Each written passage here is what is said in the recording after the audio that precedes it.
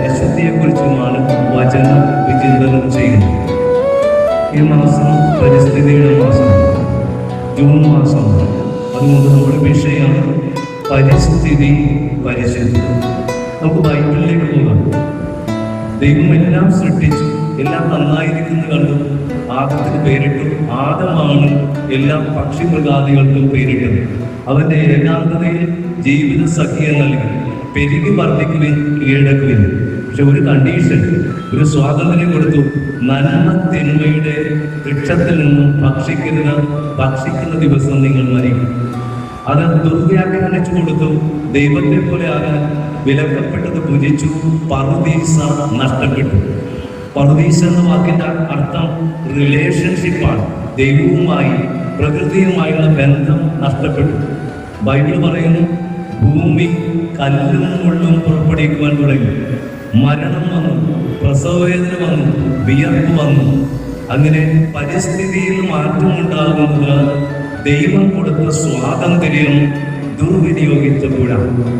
തുടർന്ന് ഭൂമിയിൽ രക്തം വീഴുന്നത് കായൻ ആബേലിനെ അടിച്ചു കൊല്ലുമ്പോഴാണ്. ആ രക്തം ഭൂമിയിൽ നിന്നും നിലവിളിച്ചു. അങ്ങനെ ആ നിലവിളിയിൽ നിന്നും തുടരുകയാണ് ഇപ്പോൾ നടന്നുകൊണ്ടിരിക്കുന്ന യുദ്ധങ്ങൾ മധ്യേഷ്യയിൽ.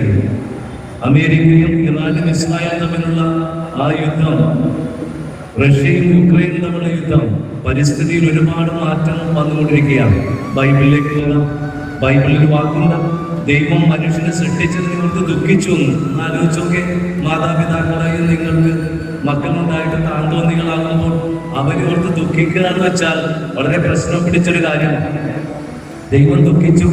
ദൈവം ഇതവര് പ്രളയം അയക്കുന്നതിന് മുൻപ് ഒരു കുടുംബത്തെ തിരഞ്ഞെടുക്കാൻ, നോഹിന്റെ കുടുംബം സമയം കൊടുത്തു. 100 വർഷം എടുത്തു ആ പേടകം നിർമ്മിക്കാൻ. എന്നിട്ടും പഠിച്ചില്ല. ഒടുവിൽ ഈ ഭൂമുഖത്തെ തുടച്ചു മാറ്റി. പിന്നീട് അങ്ങോട്ടുള്ള യാത്രയിൽ സോദോം ഗൊമോറ പ്രകൃതി വിരുദ്ധമായ പാപം ചെയ്തു. സോദോം ഗൊമോറ സ്വർഗഭോഗികളും സ്വയംഭോഗികളും വ്യഭിചാരികളും അത് അഗ്നിയും തീയും ഇറക്കി നശിപ്പിച്ചു കളഞ്ഞു. ഇന്നും ഹോളിലാൻഡിൽ പോയാൽ ആ ചാവുകടൽ സാക്ഷ്യമായി നിൽക്കുകയാണ്. വീണ്ടും ബൈബിളിലൂടെ പോകുമ്പോൾ പുറപ്പാട് സംഭവങ്ങൾ, യുദ്ധങ്ങളെല്ലാം കാണും. ഒടുവിൽ കാലത്തിന്റെ പൂർണ്ണതയിൽ ദൈവം തന്റെ ഏകജാതനെ നൽകി നമ്മളെ പാപത്തിൽ നിന്നും, ശാപത്തിൽ നിന്നും, മരണത്തിൽ നിന്നും രക്ഷിക്കാൻ. ഒടുവിൽ ആ ഈശോയെ ചമ്പട്ടിയിടിച്ച് കുരിശിന്റെ വഴിയിലൂടെ കൊണ്ടുപോയി കുരിശിൽ തൂക്കി കൊന്നു. ഇനി യേശുവിന്റെ മരണത്തിൽ പ്രകൃതി പ്രതികരിച്ചു. ഇംഗ്ലീഷിലൊരു ചൊല്ലുണ്ട്, മാൻ ഫർഗീവ്സ്, ഗോഡ് ഫർഗീവ്സ്, നേച്ചർ നെവർ ഫർഗീവ്സ്. യേശു മരിച്ചപ്പോൾ എന്താ സംഭവിച്ചത്? സുവിശേഷകൻ പറയുന്നു, 6 മണി തുടങ്ങി 9 മണി വരെയും അന്ധകാരമായി. പ്രകാശം നഷ്ടപ്പെട്ട് ഇരുട്ടായി മാറി. പ്രകൃതി പ്രതികരിച്ചു. ദേവാലയത്തിന് തിരശ്ശീല 2 പേര്, പാറ പിളർന്നു, ഭൂകമ്പമുണ്ടായി, പ്രേതാലയങ്ങൾ തുറക്കപ്പെട്ടു.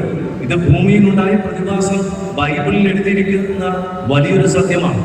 ഇനി തുടർന്ന് നമ്മൾ പോകുമ്പോൾ യുദ്ധങ്ങൾ, 1-ാം ലോക മഹായുദ്ധം, 2ാമത്തേത് ഇന്നും ഓർക്കുന്നില്ല. അതിന്റെ ആനിവേഴ്സറി. ഹിരോഷിമ നാഗസാക്കിയിലിട്ട ബോംബിന്റെ ആയിട്ടുള്ള പ്രശ്നങ്ങൾ, എൻഡോസൾഫാൻ അടിച്ചതിന്റെ പ്രത്യാഘാതങ്ങൾ നമ്മൾ വായിക്കുന്നില്ലേ? ഇനിയും എന്തുകൊണ്ട് ഇങ്ങനെയൊക്കെ ഉണ്ടായെന്ന് ചോദിച്ചാൽ ഭൂമിയോട് നമ്മൾ ചെയ്ത വികൃതിയാണ്, പ്രകൃതിയോട് ചെയ്ത വികൃതിയാണ് ഈ പ്രതിഭാസത്തിന് കാരണം. നമ്മളിപ്പോൾ 6 വരിപ്പാത നോക്കുക, നല്ല കാര്യമാണ്. പക്ഷെ അതിനു വേണ്ടി എത്രയെത്ര മലകളാണ് ഇടിച്ചു കളഞ്ഞത്, എത്രയെത്ര മരങ്ങളാണ് വെട്ടിക്കളഞ്ഞത്, എത്രയെത്ര പാറകളാണ് കളഞ്ഞത്. അപ്പൊ ഭൂമിയുടെ സന്തുലിതാവസ്ഥ നഷ്ടപ്പെട്ടു പോവുകയാണ്. ഭൂമിക്ക് ഒരു സന്തുലിതാവസ്ഥയുണ്ട്. അത് നഷ്ടപ്പെടുമ്പോൾ, പാറ തോട്ട വെച്ച് പൊട്ടിക്കുമ്പോൾ വിള്ളൽ വീഴും. നല്ല മഴ വരുമ്പോൾ ആ വെള്ളത്തിന് പോകാൻ പറ്റാതെ തിക്കി വരുമ്പോഴാണ് ചൂരൽമലയിലുണ്ടായ ഉരുൾപൊട്ടലും മൂന്നാറിലുണ്ടായ ഉരുൾപൊട്ടലും സംഭവിക്കുന്നത്. ഇനി ഈ ടവറുകൾ പൊങ്ങിയിട്ടുണ്ട്, തീർച്ചയായിട്ടും ഇതൊക്കെ ആവശ്യമാണ്. എങ്കിലും ഇതിന്റെ അതിപ്രസരണം മൂലം പലതും നഷ്ടപ്പെട്ടുകൊണ്ടിരിക്കുകയാണ്. ഞാൻ പറഞ്ഞു വെച്ചത്, പ്രകൃതി അത് ദൈവം കനിഞ്ഞു നൽകിയ വലിയൊരു സമ്മാനമാണ്. ആ സമ്മാനത്തെ നമ്മൾ ചൂഷണം ചെയ്തപ്പോഴാണ്, സ്വാർത്ഥത വലി ചൂഷണം ചെയ്തപ്പോഴാണ് പല പ്രശ്നങ്ങളും ഉണ്ടായത്. ഇതിന്റെ പശ്ചാത്തലത്തിൽ ഫ്രാൻസിസ് അസീസി ആണ് പരിസ്ഥിതിയുടെ മധ്യസ്ഥൻ. അവിടെ എഴുതിയിരിക്കുന്ന വാക്കുകൾ വളരെ ശ്രദ്ധേയമാണ്. അതായത് പ്രകൃതിയെ സ്നേഹിക്കണം, സൃഷ്ടാവിനെ നമ്മൾ സ്നേഹിക്കണം എന്നെഴുതി. ഈ ഫ്രാൻസിസ് അസീസിയുടെ പ്രകൃതിയെക്കുറിച്ചുള്ള സുന്ദരമായ ഒരു കവിതയിൽ നിന്നാണ് 2015 നമ്മുടെ ഫ്രാൻസിസ് പാപ്പ മനോഹരമായ വിപ്ലവാത്മകമായിട്ടുള്ള ഒരു പ്രബോധനം നൽകിയത്.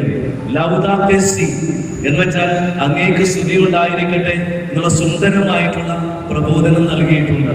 അതിൽ പാപ്പ പ്രത്യേകമായി നമ്മളെ പഠിപ്പിക്കുന്നത് ഭൂമിയെ സംരക്ഷിക്കുന്നതിനെ കുറിച്ചും പരിസ്ഥിതി വ്യതിയാനങ്ങളെ കുറിച്ചുള്ള ആഹ്വാനമാണ്. 6 അധ്യായങ്ങൾ. അത് ചുരുങ്ങിയ വാക്കുകളിൽ ഞാൻ നിങ്ങളെ പഠിപ്പിച്ചു തരാം. ഒന്നാമത്തെ കാര്യം പാപ്പ പറയുന്നത് ഭൂമിയെ സഹോദരിയായിട്ട് കാണണം. ഇത് നല്ല വാക്കാണ്.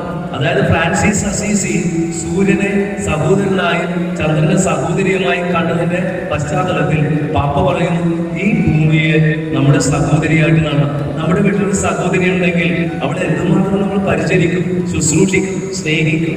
വളരെ പ്രാക്ടിക്കലായിട്ടുള്ള കാര്യമാണ്. രണ്ടാമതായി പാപ്പ പറയുന്നത് പ്രകൃതിയെ ചൂഷണം ചെയ്യാൻ വേണ്ടിയിട്ടല്ല, സംരക്ഷിക്കാൻ വേണ്ടിയാണ് മനുഷ്യനെ അവിടെ നിന്ന് വിളിച്ചിട്ടുള്ളത്. അപ്പൊ ഈ ഭൂമിയെ നമ്മൾ അത് സംരക്ഷിക്കാൻ കടപ്പെട്ടവരാണ്. രണ്ടാമത്തെ അധ്യായം. മൂന്നാമത്തെ അധ്യായം നമ്മൾ പ്രകൃതിയുടെ യജമാനന്മാരല്ല, കാവൽക്കാരാണ്. പ്രകൃതിയുടെ കാവൽക്കാരായിട്ട് മാറണം. നാലാമത്തേത് പ്രകൃതിയിലുള്ള പ്രതിഭാസം, അതായത് പരിസ്ഥിതിയും പ്രകൃതിയുടെ മാത്രമല്ല, അത് സാമൂഹികമായി പ്രത്യേകിച്ച് പാവപ്പെട്ടവരെയാണ് അഫക്ട് ചെയ്യുന്നത്. ഇപ്പൊ ചൂരൽമലയും ചട്ടംകുന്നാറും നോക്കി, അവിടെ ആർക്കാണ് നഷ്ടപ്പെടുന്നത്? പാവപ്പെട്ടവർക്കാണ് അത് നഷ്ടപ്പെട്ടത്. അത് നമ്മൾ മറന്നുപോരുത്. പാവപ്പെട്ടവരുടെ പക്ഷം ചേരുന്നതാണ് പരിസ്ഥിതി ശാസ്ത്രം എന്ന് പറയുന്നത്. ഇനി കർമ്മ പരിപാടികൾ ഉണ്ടാകണം. അന്തർദേശീയ തലത്തിലും പ്രാദേശിക തലത്തിലും നല്ല തീരുമാനങ്ങൾ എടുക്കാൻ സാധിക്കണം. അവസാനമായി ലളിതമായ ജീവിതം. ഈ 6 കാര്യങ്ങളാണ് ലൗദാത്തെ സി എന്നുള്ള പാപ്പായുടെ അപ്പസ്തോലിക പ്രബോധനത്തിൽ നൽകുന്നത്. ഇനി നമുക്ക് പരിശുദ്ധിയിലേക്ക് വരാം. പരിശുദ്ധി എന്ന് പറയുമ്പോൾ വിശുദ്ധി എന്നത് ദൈവത്തോട് ചേർന്ന് നിൽക്കുന്നതാണ്. സൃഷ്ടികളോട് കരുണ കാണിക്കണം. അപ്പൊ ദൈവത്തോടും സഹോദരനോടും ഭൂമിയോടുമുള്ള ഒരു ബന്ധമാണ്. അതില് പരിസ്ഥിതി ബോധത്തിന്റെ സ്നേഹത്തിന്റെയും ഒരു പാഠശാലയാണ് കുടുംബം. അപ്പൊ കുടുംബത്തിലാണ് ഈ പ്രകൃതിയോടുള്ള സ്നേഹം വളർത്തുകയാണ്. അപ്പൊ നമ്മള് ആഹാരം വേസ്റ്റ് ചെയ്യുക വലിയൊരു തെറ്റാണ്. ഇവിടെ ഇരിക്കുന്ന കാരണവന്മാരുണ്ട്. പണ്ട് ഒരു നേരത്തെ ഭക്ഷണത്തിന് നമ്മൾ പ്രയാസപ്പെട്ട കാലഘട്ടം ഉണ്ടായില്ല. ഇന്ന് മക്കൾക്ക് ഭക്ഷണം വേണ്ട, അവർക്ക് വീട്ടിലെ ഭക്ഷണം വേണ്ട, അവർക്ക് പുറത്തുള്ള തട്ടുകടയിൽ മറ്റു ഭക്ഷണം മതി. അപ്പൊ ഓർക്കുക, ആഹാരം വേസ്റ്റ് ചെയ്യരുത്, വൈദ്യുതി, വെള്ളം പാഴാക്കരുത്. അത് അടിസ്ഥാനപരമായിട്ടുള്ള കാര്യമാണ്. 2 മാതാപിതാക്കൾ നല്ല മാതൃക കാണിച്ചു കൊടുക്കുന്നു. നമ്മുടെ വീടുകളിൽ ഒരു ചെടിയാണെങ്കിലും അല്ലെങ്കിൽ ഒരു വാഴയാണെങ്കിലും അതൊക്കെ വെച്ച് പരിചരിക്കുമ്പോൾ അതൊരു പാഠമാണ്. ഞാൻ ഓർത്തു പോകുന്ന എൻ്റെ അപ്പനും അമ്മയുമാണ്. അവര് കൃഷിക്കാരായിരുന്നു. അപ്പൊ ഞങ്ങളുടെ വീട്ടില് 5 മക്കള് സ്കൂൾ വിട്ട് വന്നു കഴിഞ്ഞാൽ 5 പേർക്ക് കുടം തരും. അന്ന് വിദ്യുച്ഛക്തിയില്ല, പൈപ്പില്ല. 3 കുളങ്ങളുണ്ട്. കുടിവെള്ളം, കുളിവെള്ളം, പിന്നെ മടലും മറ്റിടാനുള്ള കുളമാണ്. ഞങ്ങൾ വെള്ളം കോരി തെങ്ങിന് നടക്കും. എന്നിട്ടാണ് വൈകുന്നേരം ചായയും കടിയും തരും, ടിഫിൻ തരുന്നത്. കൂടാതെ കൃഷിയുണ്ട്. നെൽകൃഷി 1000 അത് നട്ടത് ഓർമ്മയുണ്ട്. പിന്നെ കപ്പ, അതുപോലെ വെണ്ട, പാവല്, ഏച്ചില, ഇതൊക്കെ നടും. അത് ഞങ്ങൾ എല്ലാവരും കൂടി നടന്നു. നല്ല കൃഷി ഉണ്ടാകും. അപ്പൊ അത് ഞങ്ങളുടെ രക്തത്തിൻ്റെയാണ്. ഞാനതുകൊണ്ട് ഞാൻ 40 വർഷമായി അച്ഛനായിട്ട് എൻ്റെ ആശ്രമത്തിൽ വന്ന് നോക്കും. പാമ്പ് കയറുന്ന സ്ഥലത്ത് JCB വെച്ച് റെഡിയാക്കിയിട്ട് എന്തുമാത്രം കൃഷി ചെയ്തിട്ടുണ്ട്. പല വെറൈറ്റിയാണ്. അതുതന്നെയാണ് സെബാസ്റ്റ്യൻ അച്ഛനോട് ചെയ്യുന്നത്. സെബാസ്റ്റ്യൻ അച്ഛൻ അതിരൂപതയുടെ പരിസ്ഥിതിയുടെ പ്രത്യേകമായി തിരഞ്ഞെടുക്കപ്പെട്ടിട്ടുള്ള ഒരു വ്യക്തിയാണ്. അത് ഇവിടെ തന്നെ കാണാൻ സാധിക്കും. അച്ഛൻ എവിടെയൊക്കെ ഇരുന്നിട്ടുണ്ട് ഞാൻ അവിടെ ശ്രദ്ധിച്ചിട്ടുള്ളതാണ്. ഈ പരിസരം നമുക്ക് എത്ര സ്പിക്ക് ആൻഡ് സ്പാനാണ്. അതുപോലെ നമ്മുടെ മുൻവശത്ത് നികർത്തിയിട്ട സ്ഥലം, അവിടെ പല വിധത്തിലുള്ള കപ്പ, അതുപോലെ വാഴകളും മറ്റു പലതും നടത്തി നമുക്ക് സാക്ഷിയാണ്.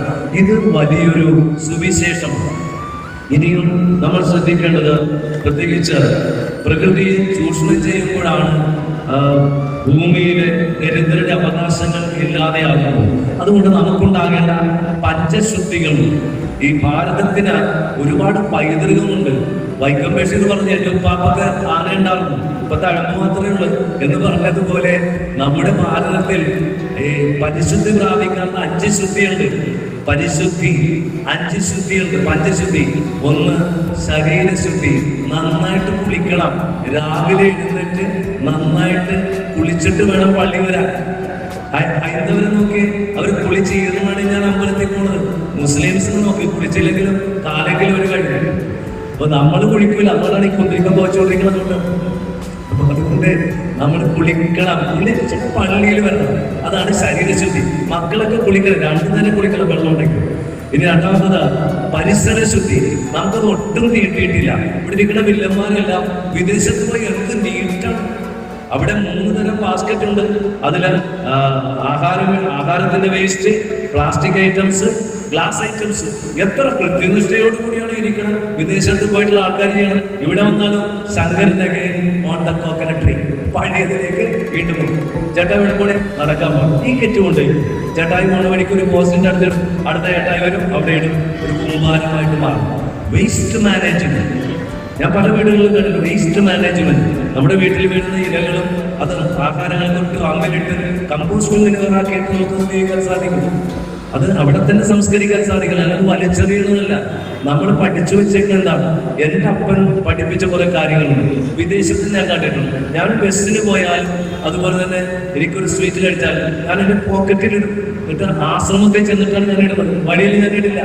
നമ്മളൊക്കെ യാത്ര ചെയ്യുമ്പോൾ പഴം കഴിച്ചാൽ തൊലി താഴെയിടും, ഒരു തന്നെ വീടും നട്ടൽ പിടിയും ചെയ്യും. ഇതൊക്കെയാണ് നമ്മൾ ചെയ്യണത്.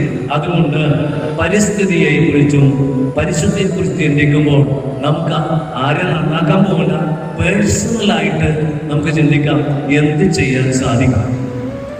അപ്പൊ നമ്മുടെ വീട്ടിൽ നിന്ന് ആരംഭിക്കട്ടെ, വ്യക്തികളിൽ ആരംഭിക്കട്ടെ എന്ന് ആശംസിക്കുന്നു.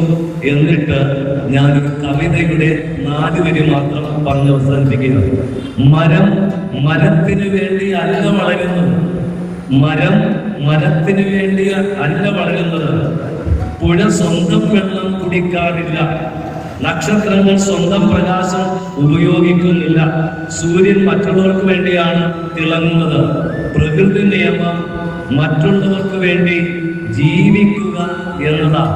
പ്രകൃതി നിയമം മറ്റുള്ളവർക്ക് വേണ്ടി ജീവിക്കുക എന്നതാണ്. അതാണ് ഇന്നത്തെ ദിവസം പരിസ്ഥിതിയും പരിശുദ്ധിയും നൽകുന്ന സന്ദേശം. ഈ സന്ദേശം സൂക്ഷിച്ച് നമുക്ക് എഴുന്നേറ്റ് നിന്ന് തിരുഹൃദയത്തിനായി നമ്മുടെ കുടുംബത്തെയും പ്രപഞ്ചത്തെയും നമ്മുടെ ഈ പ്രദേശത്തെയും നമ്മളെ ഓരോരുത്തരെയും സമർപ്പിച്ചുകൊണ്ട് നമുക്ക് ചെറിയൊരു പാട്ട്, ചെറിയ ആരാധന. അങ്ങേ തിരുമുറിവുകളിൽ എന്നെ മറക്കണമേ, അങ്ങേ തിരുഹൃദയത്തിൽ എന്നെ ഇരുത്തിയിടണമേ.